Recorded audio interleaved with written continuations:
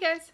So since it is September and the start of school, I know probably some people have already been in school for a long time, or a few weeks at least. So I just thought it would be fun to make a video about embarrassing school stories. I have a few that I always think of and then feel embarrassed. So I thought it would be fun to share. So my first story is in 4th grade. And we were doing a math problem and we had to draw the picture of, it was a glass of milk. So we had to draw the glass of milk on our paper. And so I drew a cup and then I drew a line going across the middle because I think it was like fractions. And then I colored in the top half. So the milk was at the top of the glass instead of at the bottom. And my teacher comes to check my paper and he's like, I don't know how you ever fill up a cup like that. That is impressive. So as a 4th grader, that was pretty embarrassing, especially because he said it like in front of the whole class and everyone was laughing. I think he even drew it on the board. But I'm a good sport. I could take it. But I was pretty embarrassed. With that same math teacher, one time we were supposed to be doing quiet independent work out of the workbook, and I think we were supposed to turn the paper in at the end. So I took my notebook, I started ripping it out really slowly. I think he heard me because the room was silent, and he looked at me and he was like, that is the slowest way I've ever seen anyone rip out a paper out of a notebook. And so then I ripped the paper out of the notebook quickly. Those are my 2 embarrassing stories from the same math class in 4th grade. I liked to embarrass myself in that class, I guess. 6th grade, I have 2 stories as well. So the first story is, in 6th grade you do a spelling bee. And I consider myself a very good speller. And my esteem is especially boosted being married to Eric because he's a terrible speller. So we had 2 rounds. Like 2 full rounds, like where you would start off with the first round, people would sit down, second round, whoever got it wrong would sit down, third round, and then you'd get to your winner, and then we did it again, like the next day. So the reason it's embarrassing is because I always got, in the first round, I always got these really hard words, and I never knew how to spell them. So I got out in the first round both times, and I think the second time, I really remember being like, oh, come on, because my word was like, I don't even remember my words, but I know that I was like, I don't know how to spell that. So, my word was, I don't know how to spell that, and the girl right next to me who went after me got the word wonder, and I was like, wonder? Are you kidding? I can spell that one. So, but that's okay. She was nice. And I think she ended up like getting really far in the spelling competition. So, fine. But, I mean, my teacher already, I don't know if she didn't like me, but I just had a hard time in 6th grade, and especially with this teacher, and so I kind of felt extremely, like, deflated, you know, not being able to spell a single word correctly, and yeah. So that was kind of embarrassing. And the second 6th grade story is our school had this thing called like a lip sync thing. I don't know, a concert or competition or something, but it was just for fun, but you could pick a song and then you lip sync to it and do dance moves and things. And a lot of people were super creative and did things that were so funny. But my friend, Lizzie, and then her friend, so I didn't really know her friend, but I got to know her through this. The song is by Three Little Women, I think. This was not music that I listened to.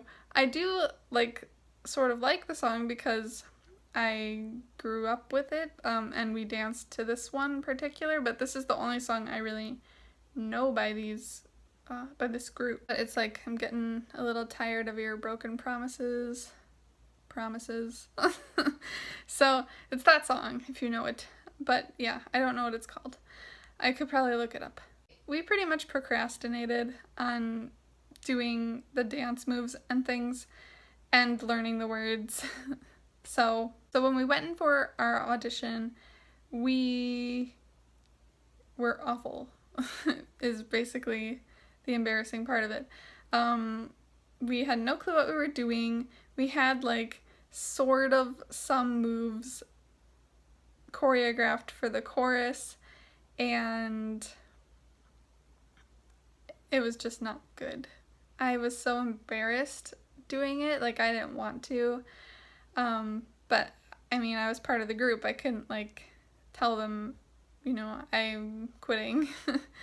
So we just went, we just did it, and we didn't get into the show, which was not a surprise. So I have 2 more stories, both in high school now. So yeah, that worked out well. 2 elementary, 2 middle, and 2 high school. So my first story out of high school is in 10th grade, and so in my language arts class, we had a project where we had to pick a song that was our theme song of our year or something. And I had 2 songs that I picked out. One I really, really wanted just because, for many reasons. And that's the one I ended up choosing. The second one was one by Rascal Flatts, which was their brand new song, Stand. That would have been an awesome choice. And actually, one of the kids in my class ended up picking that song, so I was kind of glad I didn't pick it, because then we both would have had the same song. It wouldn't have been that big of a deal. We would have had different reasonings, probably. But, I didn't end up going with that one. Instead, the song that I chose was the Monk theme song. And I don't know if I've talked about Monk before on this channel. I think I have. But Monk is a TV show about an OCD detective, and it's probably one of my most favorite series ever. I just love it. So it might seem weird that I picked this, and I wish I could remember what my reasoning was, but you should have seen the faces of these people in my class. My classmates were looking at me like I was crazy. My teacher looked a little concerned, because of the theme song. So the theme song is called It's a Jungle Out There, and it's all about basically how the world is poison and it's gonna kill you. And just, yeah, that's pretty much what the song is about. So I can understand why people were looking at me confused and why my teacher was a bit concerned. And I really don't remember what my reasoning was. I don't know if I went with it and was like, there's lots of germs out there. Or if I actually went with my actual reasoning. Because I know why I picked that song. I just don't remember if I actually said it, because I was so excited to play this song for, because it is a song that gives such comfort to me. When I hear it, like, I'm just instantly soothed, and it's probably just because it got me through a really hard time in my life. But my actual reasoning for playing that song was not really for the lyrics, but it was more for the whole reasoning behind the theme song and the show and all of that. So I wanted to say, like, I don't think I've shared this on our channel, or on our channel, but here, but when I was 15, so the summer before my sophomore year, my stepfather ended up passing away, and Monk was one of his favorite shows, so we would watch it to, like, have that comfort of feeling closer to him and just not being so sad. And so, like, the theme song really was just more about that. But so that's really why I picked that song, was to kind of share that story and share how this song has helped me through a hard time in my life. And I guess, I don't know if maybe that wasn't the challenge of the project, like to pick a song that describes you, but at the time that song meant so much to me, that I had to do it. So it was a little embarrassing because I really don't remember if I explained it in the way that I meant to. And plus the lyrics, you know, people might have thought that I don't know, thought that the world was scary, which I did. I actually have OCD, which I can share about in another video, but that, that's a whole nother topic. But yeah, so that's one of my embarrassing stories. And then the other one from high school is, I don't know if it's 10th grade or 11th grade, but I took one of these classes where you get one of those baby dolls, one of those pretend baby dolls. We would take them over the weekend, so we didn't have them all week in school and things, which was nice. And it got the point across, because my baby cried, like, at night only. It never cried during the day.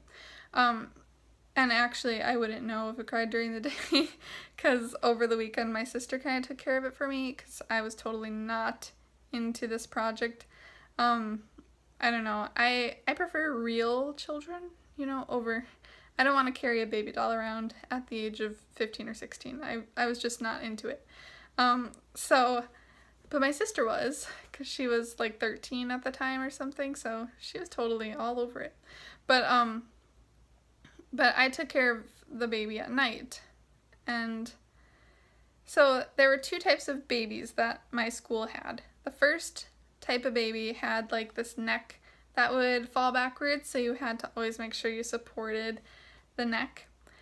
And there was like one or two babies that did not have that. I got the baby that did not have the neck that went back and forth. One night, the baby was crying, and you had this key you had to insert in the back of its back, pretty much, like, and you turn the key and you hold it until the baby makes like a noise where it's happy, and then it'll stop crying. The baby is sitting on my bed, and I dropped the key over the side of my bed, so